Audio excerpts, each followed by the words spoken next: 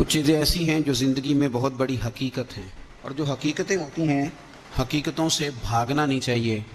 حقیقتوں کا سامنا کرنا چاہیے۔ ہمارے ہاں لوگ حقیقتوں سے خوف زدہ ہو جاتے ہیں، حقیقتوں سے بھاگتے ہیں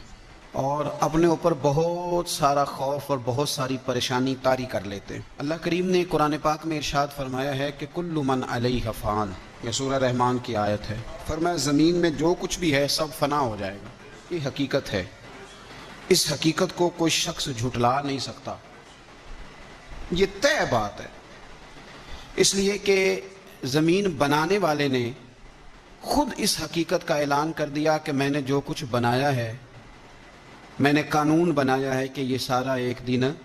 فنا ہو جائے گا۔ وَيَبْقَى وَجْهُ رَبِّكَ ذُو الْجَلَالِ وَالْإِكْرَامِ، اور فرمایا جو لفظ ہے نا قرآن پاک کے وہ بڑے حسین ہیں، وَيَبْقَى وَجْهُ رَبِّكَ، فرمایا باقی رہے گی تیرے رب کی ذات، وہ جو تیرا رب ہے نا، تیرا اس کی ذات،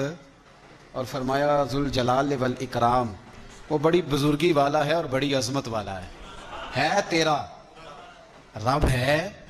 تیرا۔ جب آپ تسبیح پڑھتے ہیں نا نماز میں تو صیغہ واحد کے ساتھ پڑھتے ہیں، یہ نہیں کہتے سبحان ربنا، ہمارا رب نہیں کہتے، سبحان ربی العظیم،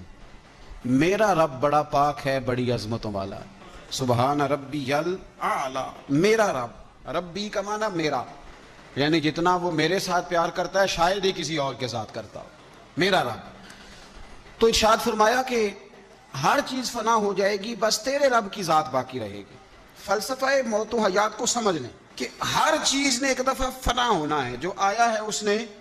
جانا ہے، جو بنا ہے اس نے ختم بھی ہونا ہے، یہ حقیقت ہے، اس کا خوف نہ طاری کریں۔